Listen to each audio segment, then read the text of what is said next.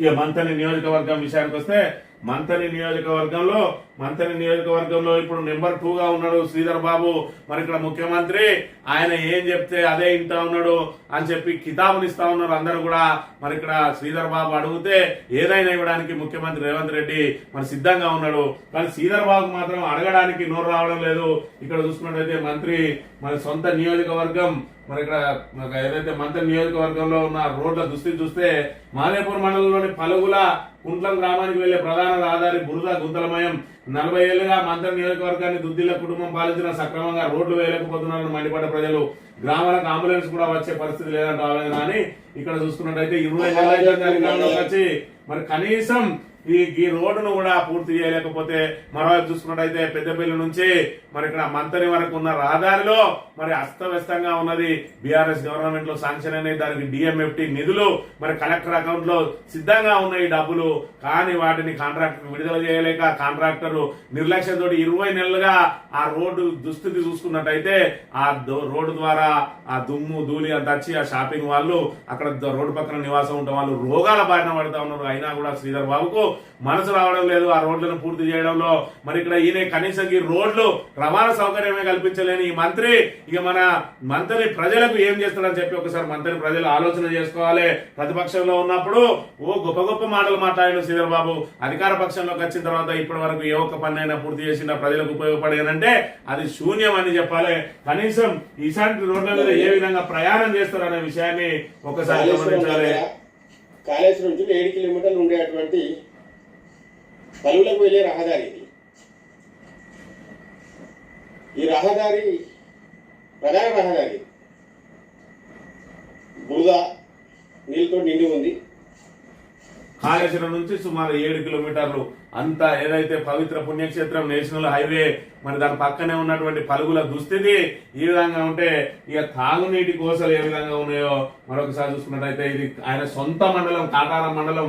తాగునీటిలో ఇక్కట్టు పడుతున్నామని రేగులగూడెం పంచాయతీ కార్యాలయం ఎదుట గ్రామానికి చెందిన పలువురు మహిళలు గ్రామస్తులు ఖాళీ బిందులతో బుధవారం నిరసన వ్యక్తం చేసినట. కొన్ని రోజులుగా మిషన్ భగీరథ నీళ్లు సరిగా రావడం లేదని బోర్ మోటార్ ద్వారా సరఫరా చేస్తున్న నీరు మురికిగా వస్తున్నాయని ఆరోపించారు. పంచాయతీ కార్యదర్శి కృష్ణవేణి వచ్చి ట్యాంకర్ ద్వారా నీరు సరఫరా చేస్తామని సమస్యను అధికారుల దృష్టికి తీసుకెళ్లి పరిష్కరిస్తామని తెలపడంతో ఆందోళన విరమించారు. మరి ఇక్కడ మంత్రి నియోజకవర్గంలో వర్షాకాలంలో తాగునీటి కోసం ఇబ్బందులు పడతా ఉన్నారు అని అంటే మంత్రి నియోజకవర్గ దుస్థితి ఏ విధంగా ఉన్నది. మంత్రి ప్రజల కోసం అహర్నిశలు పనిచేస్తాడని చెప్పి హైదరాబాద్ లో ఉన్న నాయకులు మంత్రికి ప్రాంతేతర నాయకులు ఏవైతే అనుకుంటారో అదంతా డొల్లా. మరి ఇక్కడ చూసుకున్నట్టయితే ఏదో ఒక చిన్న పత్రిక రాసిందో లేకపోతే ఏదైనా బురదల్లానికి రాసిందో కాదు, వీళ్ళు డబ్బులు ఇచ్చి మేపుతున్నటువంటి పత్రిక ఈనాడు అయితేంది, అదేవిధంగా ఆంధ్రజ్యోతి అయితేంది. ఈ 2 పత్రికలు రాసినాయి వాళ్ళ తాబేదారు పత్రికలు, వాళ్ళే డబ్బులు ఇచ్చి మేపేటువంటి పత్రికలే ఈ రోజు వీళ్ళ దుస్థితిని చూడలేక మరి ఇక్కడ ఇలాంటి అడపదడప ఒక్క వార్త రాసినట్టే ఇటువంటి ఎన్ని వందల సమస్యలను వీళ్ళు దాచి పెడతా ఉన్నారు. ఒక్కసారి మరి ఇక్కడ మంత్రి ప్రజానీకం అదేవిధంగా తెలంగాణ ప్రజానీకం గమనించాలి. శ్రీధర్ బాబు కనీసం మంచినీళ్లు కూడా ఇవ్వలేని దుస్థితిలో ఉన్నాడు. ఇవాళ ఏదైతే మంత్రి ప్రజలను గాలి కొదిలి హైదరాబాద్ లో మరి ఇక్కడ ఆయన రాజభోగాలు అనుభవిస్తా ఉన్నాడు. ఇక్కడ మంచినీళ్ల కోసం ఈ విధంగా అదేవిధంగా మరి ఏదైతే ఈ తొవ్వలు రహదారులు ఈ విధంగా ఉండి అదేవిధంగా ప్రధాన రహదారి సైతం దుమ్ము ధూళితోటి నిండిపోయి ఆ రోడ్డు పనులు పూర్తి కాక నానా అవస్థలు పడతా ఉన్నారు. ఒకవైపు మరి ఇక్కడ ఏదైతే ప్రయాణికులతో పాటు ఆ రోడ్డు పక్కన నివాసం ఉంటామన్న వాళ్ళు అదేవిధంగా షాపింగ్ వాళ్ళు నానా నరక యాతన పడుతున్న శ్రీధర్ బాబు మాత్రం పట్టించుకోవడం లేదు. కేవలం ఆయన చెవులను సంతోషపెట్టి వచ్చినప్పుడల్లా మరి ఇక్కడ వాళ్ళ వైపు ముఖం చూసి మరి ఒకసారి పలకరించి చప్పుడేకి వెళ్ళిపోయి మీరు అట్లనే సావురి అన్నట్టుగా ఉన్నది ఆయన పరిస్థితి చూసుకున్నట్టయితే.